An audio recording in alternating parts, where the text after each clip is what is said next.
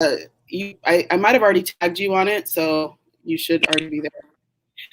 Hey everybody, it is Jeremia Renee with World Changer Wednesday. I'm so excited for World Changer Wednesday this week. I am in a completely different space, and I'm just really extremely grateful and blessed. I'm trying to stay in the light because my curtains are bringing in the light in a weird way. But I'm so excited. I took a week off last week and just took care of myself. Hey, Joanna, there she is.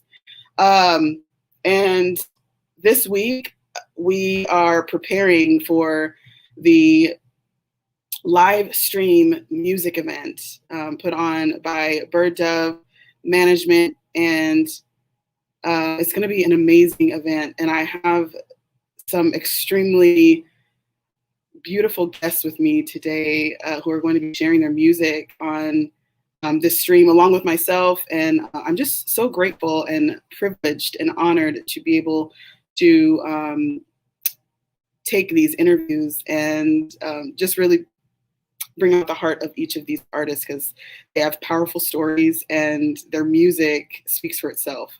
So without further ado, I want to introduce each of these beautiful goddesses here. Mackenzie Thomas, who was on the 2018 The Voice NBC, who has a fantastic vocal performance. My God, this girl is amazing. I love her voice and what she represents. And I've got Ariel Fitzpatrick, she's hilarious. If you guys aren't on TikTok, y'all no, Ariel has some amazing TikTok videos, and her voice is amazing and absolutely beautiful. It makes me happy inside, which is what the song says.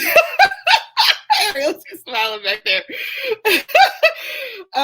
And Miss Danita Gibbs, man, just a worshipful, powerful worshiper, singer-songwriter, award-winning singer-songwriter at that. Man, Joanna McHale, Billboard charting recording artist and winner of the Next Gospel Superstar with Essence Festival. This is just going to be an awesome live. So you guys make sure you stay tuned all the way to the end. And these are going to be spliced together, but I really don't have to tell you that right now, but that's what's going to happen. But without further ado, hey ladies, thank you so much for joining me. I'm so excited to have you all. Hey, excited to be here. This is so cool. This is the first time I've really ever done anything like this on World Changer Wednesday. So just to be able to do this is really exciting. So how are you guys doing? Good. Good. Really good. Great. Well, you guys all look beautiful. So I guess what I'm going to do, I'm just going to ask questions and we'll kind of just flow because, this is the heart of kind of what we're doing with this live event. And we just want to get your heart behind your music and what has inspired you to create your music. So I'll start with Mackenzie. What was the first thing that got you into music? Definitely Memo. So growing up, my dad's mom, she used to sing. She grew up singing. She married my papa who can sing. We had a family together when I was little. So seeing her perform is probably the reason that I got into it. And then, just growing up in church, involved in music. If you can sing, you can, find a place in the church to fit in. And it just Absolutely. always been a big part of my life. I love it. What about you, Ariel? Well, it's basically the same thing. It was church. My parents are pastors, super involved in music. My dad's a musician, plays piano, guitar, drums. My mom sings. She was a worship leader. So naturally, in Sunday school, even if you couldn't sing, you were in the church choir. You were in the kids choir. So I got introduced to it very young, and then I started singing with my sister, my older sister, and yeah, that's like my roots of music. I love it. And Miss Danita? I really wasn't inspired. I was I have 7 brothers and sisters, and I was like the really oddball in the family. And I think that is I wasn't really inspired, but I was just born to do it. Now you're just born to, Mhm. you really don't want to do it, and it's like a calling. So I think it's like a Mhm. calling for me. I had no inspiration at all.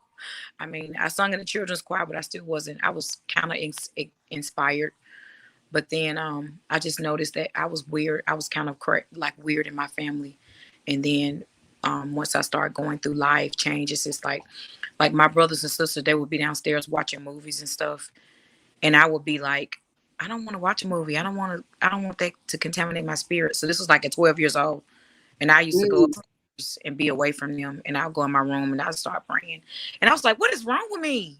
I said something is wrong. I want to be like them, but it was just a calling. So I just say that. Mhm. Mm-hmm. That's beautiful. What about you, Joanna? Well, my mother was a singer, so I was the church kid, 4 or 5 churches every Sunday morning. So I kind of didn't have a choice. That was the path that was led for me. So Wow. I just stayed on the path. My mother's a singer, my brother's a preacher, my sister's a prophetess. So um, it's just in me. My aunt's a singer, my cousin's a singer, they're artists. So it's in the family. Mm. So that's basically what got you into music. That's really, as far as for my story, I can completely relate to that. I grew up in the church myself, and it's kind of like you're on the path, and these are just kind of the opportunities that come on your path. So I get it. What was something that, or who was somebody that really inspired you to make your music, or maybe someone who inspired you to even get into music at all? Mackenzie. Um, Probably honestly, like not famous. Definitely my dad, because my dad was a musician, and so like I was just he made sure that I knew how to you know play drums, keep a beat. He's kind of what inspired my initial like taste in music, and from there, from listening to a lot of classic rock and a lot of soul, a lot of heavy metal, like I started appreciating the complexities of music more. And that, I guess, kind of in itself is what inspired me to, make a career out of it. The Love it. intricacy. I appreciate it. Yeah, that's good. What about you, Ariel? Um, I always liked music because, like I said, like my parents and church, I've always been interested in it. But I think when I was about 11, there was like somebody that I knew who was in the same school as me, but she was a lot older, and I used to kind of like look up to her, and she loved to sing. Like that was her passion. And I remember one day we were singing, and then we were doing like this fun singing competition with all the students, and then me and her were going back and forth, and she looked at me, she's like, "Girl, you could really sing." And I was just like, "Oh, really?" And then from there, it kind of just triggered something inside of me that I was like, maybe I can actually sing. And then I got more and more interested and super passionate. Like it grew into a passion after a while, but it kind of like sparked from that time. Mm, love it. I don't know what happened to Danita. Is she there? Her screen went black. I'll go ahead and move on to you, Joanna. Oh, there she is. I'm sorry. I'm cooking some zucchini, so I didn't want Okay, it to. all good. So what was the question? So the question was, who inspired you to make music? Oh, I love to my like artists and stuff. Yeah. Oh, I grew up listening to Commission, BB and Hmm. CC Winans. Like when we had to clean up the house, my mom would turn that up really, really loud. So um John P. Key, oh man, I can go on and on, but I just love those artists that we used to clean up the kitchen and the bathroom too. And they that really Yeah. really I don't we cannot forget about Hezekiah Walker and the Love Yeah. Crusade Choir. Yeah, so yeah. That's good. What about you, Joanna? I mean, I can totally relate to Nita. Those Saturday mornings, cleaning up the house, mama's blasting the music, but my mother would listen to all those quartet groups, the Canton Spirituals, the Jackson Southern Airs, the Spencer Till and the Highway QCs. Like every Saturday morning, you already know what time it is. When that old school stacked radio, the volume will go up and you lay in the bed like it's Saturday, So I grew up quartet. So that's, I would say that for even today, you pull up some of those old Canton spiritual songs and you just be like, Lord, nothing wrong with the contemporary what we sing, but sometimes those old songs resurrect some stuff in you. I feel like it invokes this feeling.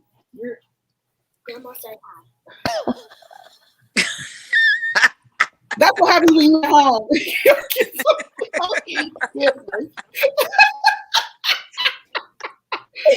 Oh man! Oh wow! I feel that though because it invokes this light. I can't find my light. It invokes this feeling of, I don't know. Can you guys describe the feeling that you get when you're playing a certain type of sound? Because it almost brings something to your reality that wasn't there. And I don't know how did that affect you as a kid? Different types of music, how it stimulates you and causes you to act in certain ways. Does that question make sense? Yeah, it's just deep. I mean, as a child, I didn't really. As a child, I mean, as a child, I didn't really. It's like I knew it, but once you grew into your own, you can really understand it and be able to actually articulate it. But as a kid, I was just buck jumping. Like, yeah, she was like, it's gonna hit you one day. I'm like, all right, whenever that day comes. But right now, it feels good. I'm gonna just keep jamming. So I know that's great. But as I didn't really get a full understanding of it until I became of age to really understand what the songs meant. Like it wasn't just a beat. But thinking back now, as a kid, I was attracted to the beat.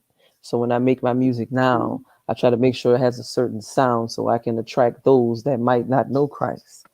You got to put it where they can reach it. Yeah. How would you describe the music that you typically create?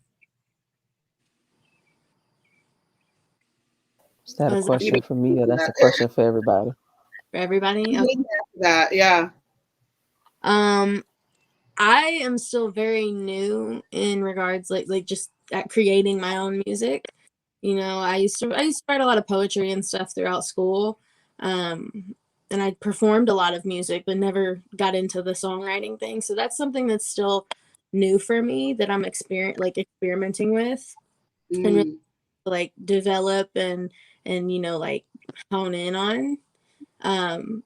So for me, it's more so about, I think it's more important to me to write things that everybody can relate to, and that's truthful and not necessarily always, super deep or you got to think about it. Just something like sometimes I just kind of want to write something that, makes me kind of forget about where I am or lose myself in the music. And that's my goal, is to accomplish, creating music that can just unify people and help people just kind of chill out, because everybody's just, I don't know, this world right now. So I love that. That's so true. What do you think about that, Ariel? You're nodding. Because honestly, I got love songwriting, but when people ask me, okay, well, what kind of music do you create? What's your genre? I'm like, I don't really know how to explain it because I've been influenced by so many things. Like, I can't choose one. I love, my playlist makes no sense. So that's when people ask me to share my playlist. I'm like, I'm sorry, you're gonna hear hardcore rap, then you're gonna hear country music, then you're gonna hear then you're gonna hear reggae, and then you're gonna hear soca. That's so good. Yes. And that's how I am when I'm writing. But I tend to sing more soul music because that just hits me in a way like, I don't know, I love soul music. Like if I hear something that sounds anything close to like Ray Charles or anything like that, I'm like, sometimes trying to figure out how on earth was I born in the 90s, like 96. I'm like, I love anything from like old school soul music. That's me, and choir music. But again, I'm all over the place. I'm still trying to, like Mackenzie said, it's still trying to kind of figure that out. And like, I don't like to be like, I don't want to ever be referred to as solely a gospel singer or solely an R&B singer or solely something else. I just like being a musician, just music. And I think you went. I think you lost your audio. Oh no! I can hear you now. You got me. My mom just tried to call. She knows I'm doing. Oh, okay. I just want to be looked at as a musician and music and somebody that loves to sing and wants to bring people joy. That regardless of the genre. Love it. Yeah. I completely agree with that because I feel like sometimes we can be restricted by the labels that we're kind of conditioned to believe about music and about even who we are. I was just talking to Steve about that yesterday. I was like, I don't want to be limited to a genre of music or even to a title, calling myself something specific. I just want to be myself. I want to be able to express myself and how it comes out in my music, how it comes out in my life, how I treat people. I just want the fruit. And I feel like I completely relate to what you're saying in that sense. What about you, Danita? How do you feel about that? Okay, I'm trying to. All right. Well, my story is like I said, like I stated before in the beginning. I was kind of weird, like the black ball in my family. So I was created to worship. I mean, if it was left up to me, I don't want to do it, but it's a part of me. It's my life. Worship is literally my life. I'm a worshiper. That's all I know. That's all that's in my system. But I have did other genres of music, but just gospel. But when I say genres, I mean styles. Like I have done like a gospel rock song, jazz, like kind of groovy stuff. But I'm a worshiper. I love Jesus. I love him. He's everything. He's literally my life. He's literally the air that we breathe. And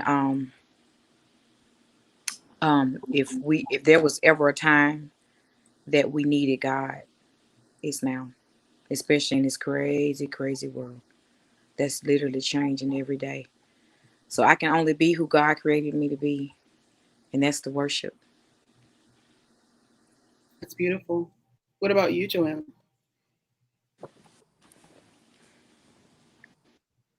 Oh, I think we lost your audio. Oh, I was on mute. Sorry. Okay.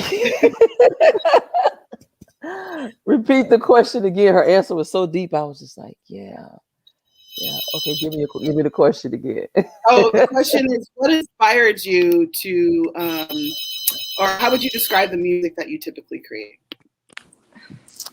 Everything I create is off of life experiences, writing from the place that I'm in at that time. So it's like whatever place I'm in, I know somebody got to be going through this too.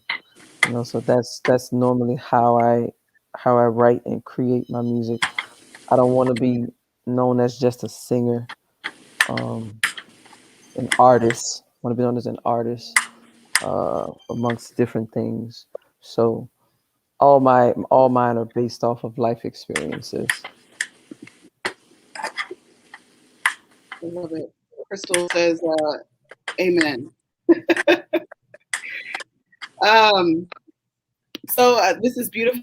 I love every single person who is on a musical journey is going to have a perspective that's personal to them and something that they've been able to be authentic about in their own journey. And I think that's beautiful for each for each and every artist, because there's so many different styles of music, but not only styles, but there's different stories. And I love hearing every single one of your guys' music. I've been kind of listening to it because putting together these videos. And I love how collaborating with you guys and the messages that are coming forth with each of our stories and songs. I see a lot of beautiful energy coming from this event. So I think this is extremely important that I'm getting the background from your guys' perspective. It's really beautiful to me. Now, another question is, if you, what is one message that you would give to your fans about who you are and your music? That's a good one. I mean, my message for... No, you go right ahead. You go right ahead, because I was just gonna pull one out of thin air. So you go right ahead. I mean, the message that I give anybody is important to be the best carbon copy of you that you can be. That's me, the best carbon copy of you that you can be. There's only one you. You're the original. I'm totally out the box. I like to go against the grain a lot of times. And I've learned, trying to compare myself to other artists in the past. I'm like, baby, I know I can't run like Kiara. I can run, but I can't run like her. I can sing, but I can't sing in the rafters like Mackenzie. Okay. I can't do all that. So I'ma do what Joanna can do, so it's important. It's important. There's always somebody watching. I give them something to watch. Let me give you something to look at. Go, like my mama said, I go run, tell that God did it, and you run and tell that. So just to be the best carbon copy of you that you can be. That's all I got. Okay, Mackenzie, now you go. I agree. I would probably say something along the same lines, like just, to all of the people that are fans of me out there, like, just be true to who you are, love who you are, don't change yourself for anybody. Yes. Do what you feel you're intended to be put on, like what you were put on this earth to do, like just go for it. I don't know. Just do it. Can I say that? Well, yeah, I love it. You write it. So true. I'm just all about living your life the way you want to live your life, so long as you're not, harming other people or anything like that. Like just positivity. Like we just need more of it in the world. Be kind. Be nice. Absolutely, yeah.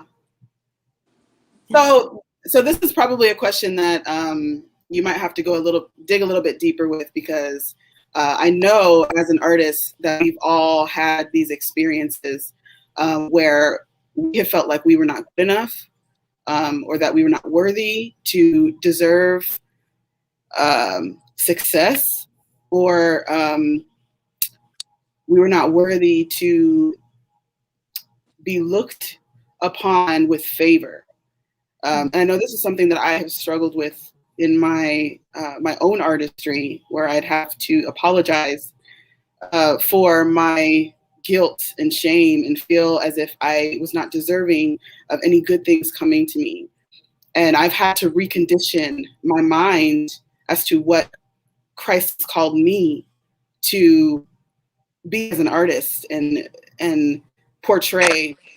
So the question is, how has failure, or you can see it as failure, growth, learning, how has that changed the way that you create your music, or the way that you even sing your music? I'm gonna answer that first. So can you say it one more time and then somebody else go?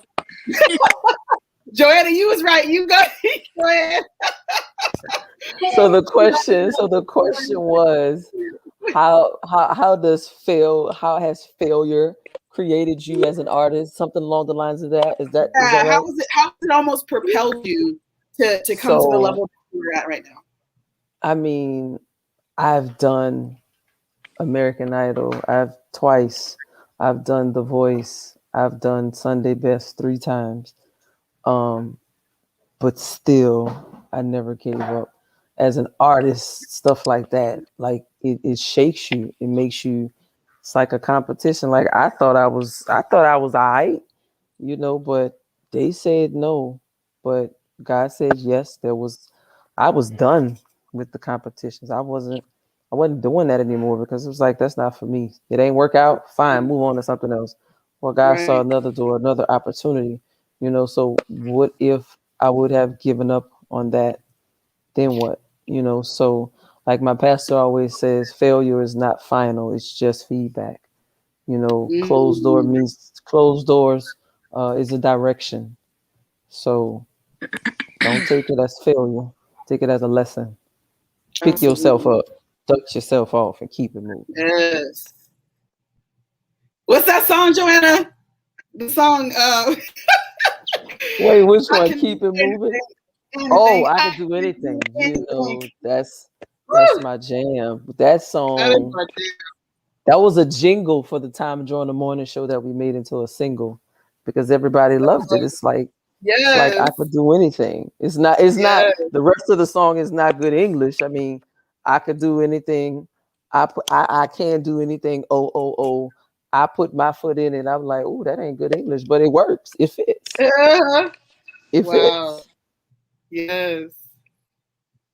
I love it. What about you, Danita? Hmm. I'm sorry. Ask me the question again. What is the question? How has failure propelled you to the level of success that you're at right now? Hmm. I think just being told no, that I couldn't. I used to get told that because I'm not like a lot of singers. I'm kind of, Mm, so being told no, and being told that I couldn't sing, I just kept going on, and God has really been good to me. He's opened up so many doors. Um I can honestly say that being told no and being told that I couldn't sing, and I'm not really, I hear me when I say this. I'm not saying this in a bragging way, but for the past, I say maybe 4 or 5 years, I haven't had to work a 9 to 5. My 9 to 5 has been on the road. So yes. I can honestly say that I'm not trying to brag or anything, but I made like All of all that. yeah, I made my money on the road, and my life speaks for who I am. So for those that Amen. didn't say that I couldn't sing, or it's not about that, because the Bible says the anointing, it destroys the yoke. So the anointing of it opens so many doors for me, being who Yes. I am, loving God, and just not putting on a facade for people to, to be like, if she's one way off the camera, she's this way off. No, you have to live this thing every day. And once Yes. you live your life for God, God said He'll open up the doors for you that no man can shut. You don't have to open and knock on them yourself. He'll do it for you. Yes. So I can honestly say that, people, the doors of opportunity. My name not be, as popular, or I haven't been like Joanna. I haven't felt led to go into Sunday's Best and none of that. That's, you do what you want to do. But I really feel like, some of us, God is called into different places. You know, like Mackenzie, she is awesome. All of you ladies are just amazing. But sometimes I really feel like if um, when you live the life that God has called you, you don't have to knock on anybody's door. The door will come open for you. Mm. Amen to that. What about you, Ariel? Um, well, in terms of like failure, and definitely I was a victim, or like, I mean, most people are, if not everybody, when you feel like you're not good enough for something, like just going online and hearing other people sing, you're just like, what am I doing here? And you feel like I can't put myself out there. But I remember there's this thing my dad always told me and my sister, and he was like, he would always tell us, listen, you can't compare yourself to anybody, because no matter what area, whether it's music or carpentry or whatever, it's like there's always someone who's better or more skilled or whatever in that particular area. But it's not about that. It's not about comparing yourself to other people. It's about, okay, why did God give you this talent? Like, what is your specific purpose personally? So whatever opportunity God puts my way, I kind of just want to figure out, okay, God, why did you give me this opportunity, and what do you want to what do you want to do out of this situation? So I kind of just stop with the whole comparing thing and stop being like beating myself up for failing in certain areas, and just seek God and just ask him all the time, okay, God, this didn't work. Please explain to me where you want to take me, because I don't know how else to function without him. Like, I don't know how else to succeed without him telling me where to go. So I kind of just stick in that area of, okay, what is the purpose for me being here? And then that gives me my peace, at least. I love that. What about you, Mackenzie? Well, regarding failures, I mean, I've been fortunate enough in all of the years that I've been singing to receive, pretty well overall good critiques. I've not really ever been told that, oh, you can't sing, you suck at singing. So I've been really blessed to be able to live my life and not have to worry about that specific type of insult. But being a bigger woman, all the insults that I would have gotten had I not been able to carry a tune, I've gotten regarding my appearance. So, I mean, I don't know that I would call them failures, but like, unnecessary criticisms that I receive on a daily basis. That stuff in itself, I feel like, has shaped me as an artist to want to be even more true to like who I am. Yes. Yeah. I mean, it's pretty simple, I guess. I don't know. Wow. How do you overcome outside noise almost? How do you quiet your mind to kind of just focus on what you have been created to do with your music? My husband, he calms me down when I rage over comments and stuff like that. Recently I've started limiting comments, like you have to be aware of like what you can take, like you have to know your own strength. And so in regards to stuff like that, like the hate and the insults, I just keep it to where I don't have to necessarily see it. Yeah. As of today, actually, that like as of recently doing that, because like, sometimes it gets tough to like brush off the hate and stuff like that I get purely for being a plus size woman, or purely for being, somebody that wants to flip flop between genres and sing a little. But my husband, he's kind of the one that me through a lot of it. He's definitely like my rock, because I'm not always emotionally stable, and I think it's strong of me to be able to admit that. But definitely, him and my family, they kind of have really helped out in that sense, and keeping me like aware of the fact that the majority of what people spew at me, it's just them unsatisfied with themselves and their own lives. Right. Absolutely. Like, yeah. So gotta give them a yeah. I'm so glad that you said that, Mackenzie, because it kind of leads me into this next question. How is your mental health manifested into your music?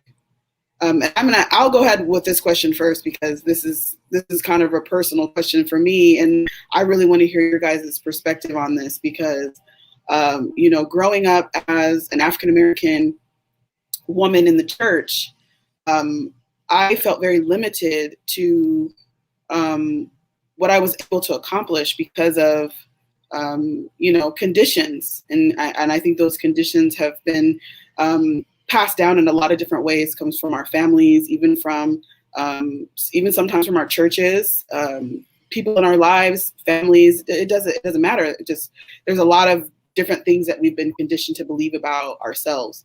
And for me, I kind of had to go through this kind of like losing myself in a sense, to where I, got divorced, and had to pick myself up off of the ground, literally, and start my life over again and find my value and my worth.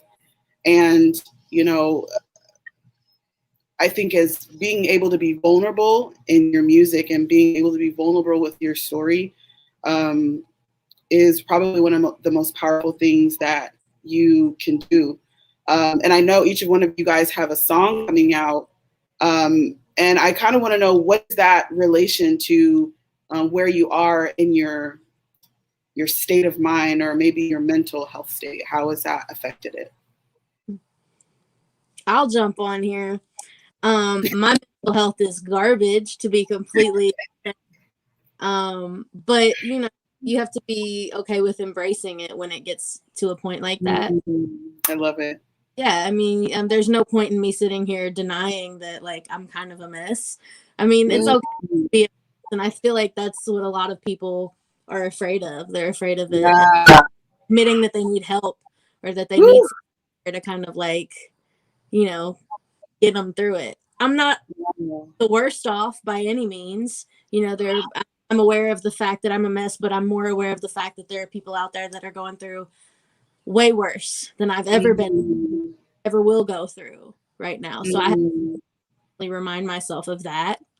And that helps keep me going. And it helps also keep me, you know, continuing to stand up for what I believe in and stand up for what's right, which is like important, given the fact that I've been given a platform and that, you know, I am seeing all of the craziness that's going on in the world right now. So, like, it's tough, but I know that it's a lot tougher for a lot more people.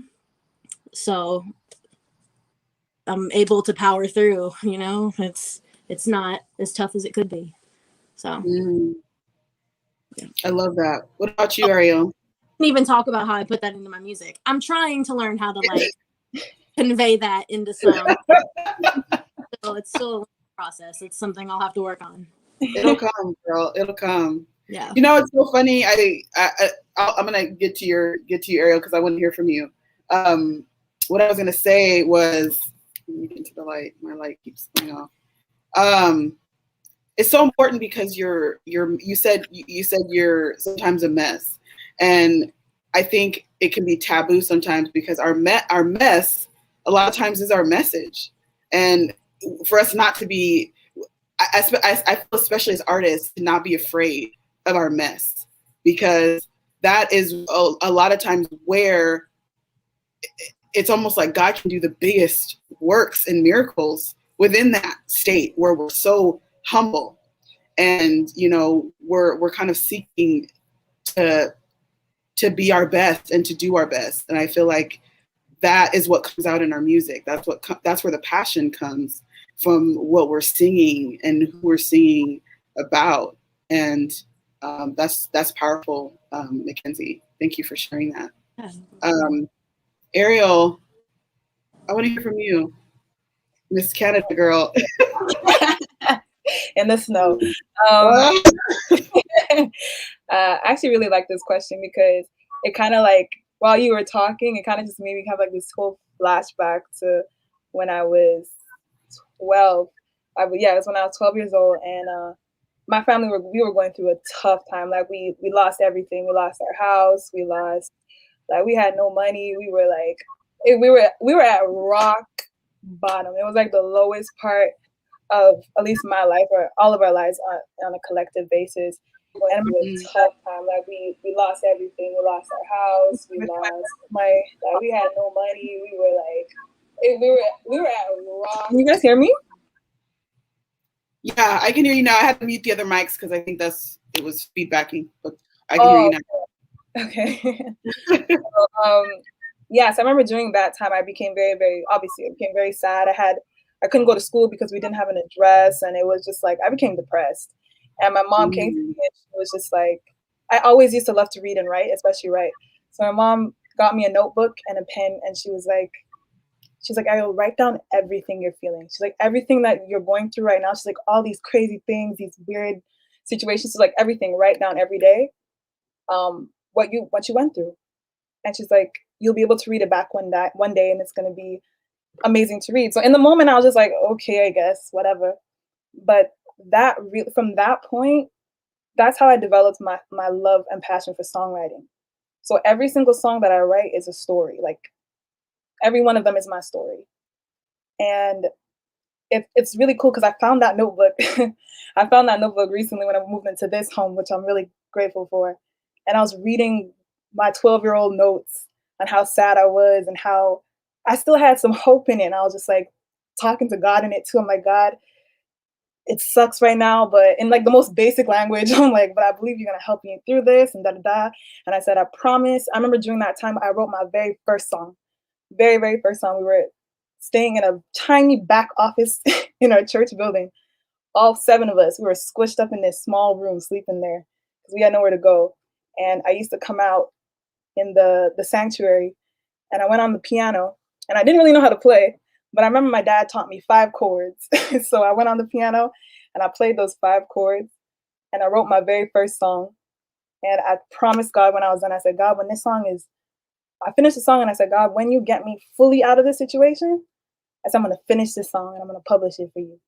And that's where my real love for songwriting like really developed. And I will never stop writing about God. That's my personal reason why I will always write about God.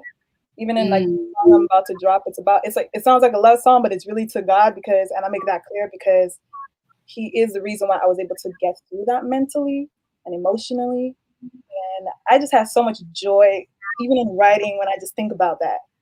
So that's how I use songwriting to convey my mental state, my emotions, my stories, and all that. I love it. That's so beautiful. What about you, Danita? When I just think about that.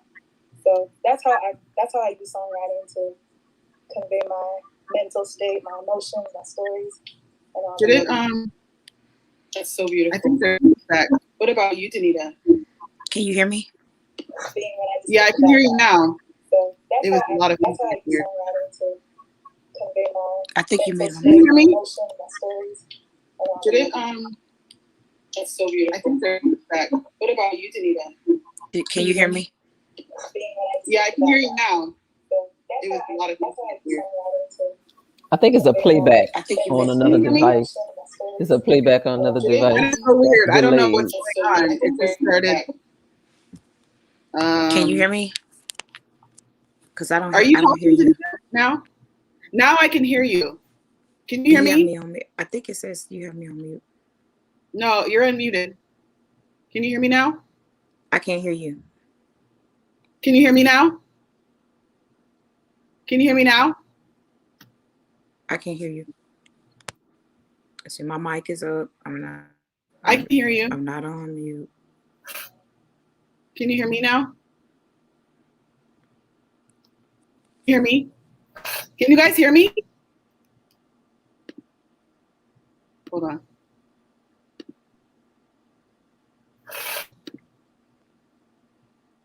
Just go to Joanna because I can't hear anything. I'm sorry, I can't hear you guys. Can you guys hear me now? Yeah. Okay. Now I can hear you. I can hear you, Danita. Can you hear me? Okay, Joanna, can you hear me?